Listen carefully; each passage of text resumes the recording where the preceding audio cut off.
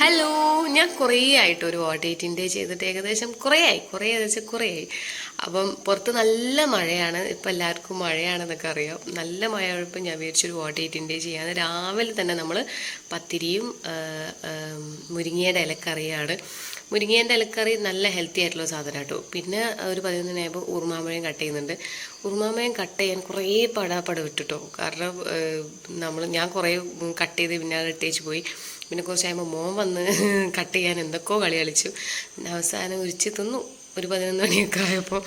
പിന്നെ ഒരു ഉച്ചയൊക്കെ ആയപ്പോൾ നമ്മൾ നെയ്ച്ചോറും ചിക്കൻ കറിയും പിന്നെ കേബേജ് ഉപ്പേരിയാണ് കേട്ടോ.